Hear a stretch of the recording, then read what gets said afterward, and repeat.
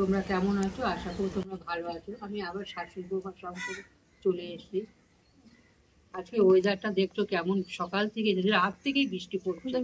হ্যাঁ, খুব এত বৃষ্টি হচ্ছে, কি করবো তাই ভাবছি। তাই বলছি আজকে একটু পাতলা খিচুড়ি রান্না করব। আর এই বৃষ্টির মৌসুমে খিচুড়ি খেতে ভালোই লাগে। তাই আজকে আমি খিচুড়ি রান্না করবো পাতলা গোবিন্দভোগ চাল ও মুগ ডাল দিয়ে, সোয়াবিন আলু দিয়ে, কোনো এমনি করে সবজি দেবো না, সোয়াবিন আলু দিয়ে পাতলা খিচুড়ি রান্না করবো। কেমন করে রান্নাটা করি তোমরা দেখো। তোমাদের যদি দেখে ভালো লাগে তাহলে আমাকে লাইক ও সাবস্ক্রাইব করে দিও। আমাদেরকে উপরেই করছিলাম, দেখাচ্ছিলাম, কিন্তু এত বৃষ্টি আর এত হাওয়া আমি আর ওখানে করতে পারছি না। তাই আমি নিচে ভেবেছিলাম উপরেই রান্না করব খিচুড়িটা। আজকে বর্ষার দিন, খিচুড়িটা উপরেই করব, ওখানে বসেই খাবো একটু আনন্দ করে, কিন্তু সেটা আর হলো না। তাই নিচে চলে এসে এত হাওয়া আর তেমনি বৃষ্টি, তাই আমি করতে পারলাম না। আমি নিচে চলে এসে নিচে করে তোমাদেরকে আমি দেখাবো। পাতলা খিচুড়ি করবো, কোনো সবজি তো দেবো না, তার মধ্যে শুধু দেবো আমি সোয়াবিন আর আলু দিয়ে করব। কেমন করে করি তোমরা প্রথম থেকে লাস্ট অব্দি দেখো।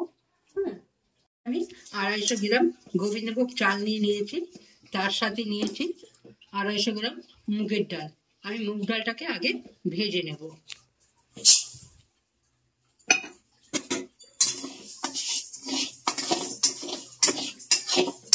ভাজা হয়ে গেছে, নামিয়ে ফেলবো। আমি গোবিন্দভোগ চালটাকে একটু ঘি দিয়ে ভেজে নেব।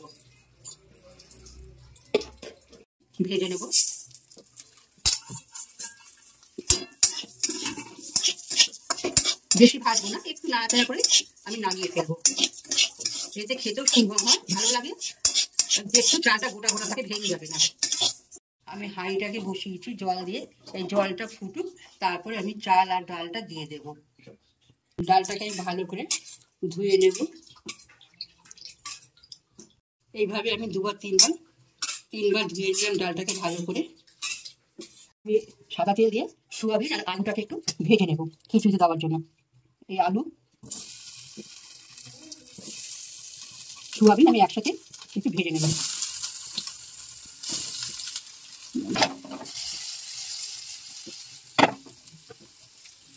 নুন দিয়ে দেবো, সামান্য হলুদ দেবো, দিয়ে এটাকে আমি ভেজে নেব। জলটা আমার গরম হয়ে গেছে, আমি এবার এই ডাল দিয়ে দেবো।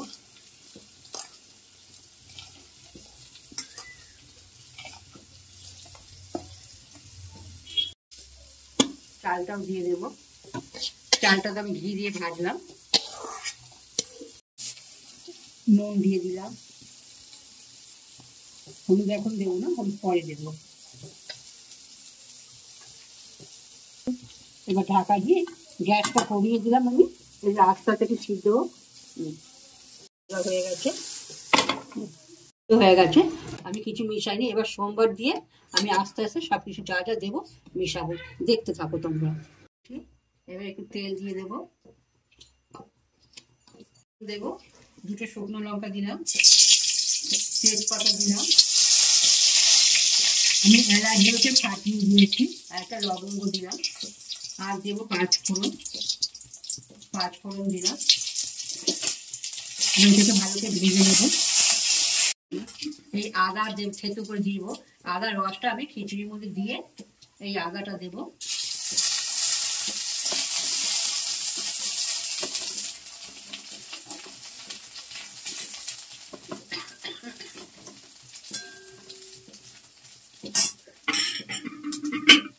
এই তেলের মধ্যে আমি টমেটো কুচিটা দিয়ে দেবো।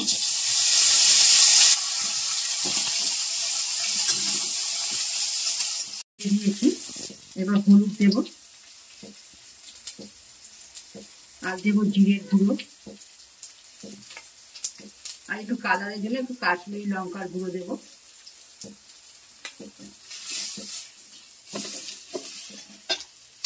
এখানে কষিয়ে নেব।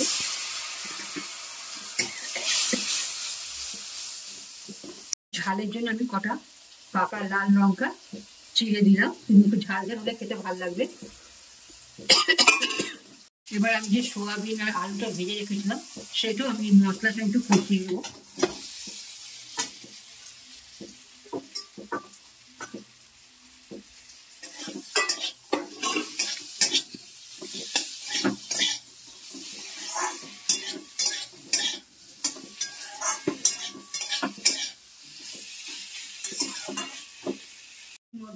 এগুলো সব দিয়ে দেবো।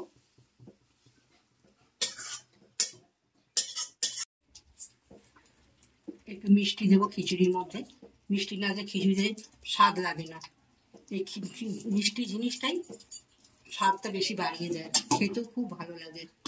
আর ঘি তো আমি দেবো না, কারণ চালটা আমি ঘি দিয়েই ভেজেছি। হ্যাঁ, এই যে সোয়াবিন দিয়েছি, আর সোয়াবিনগুলো সিদ্ধ হয়ে গেছে। আমরা তো প্রথম থেকে লাস্ট অবধি দেখলে।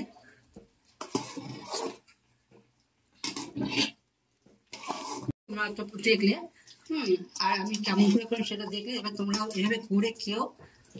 আজকে আমি এটা এখানেই শেষ করলাম, আবার একটা রান্না নিয়ে তোমাদের সামনে আসবো। তোমরা ভালো থাকো, সুস্থ থাকো।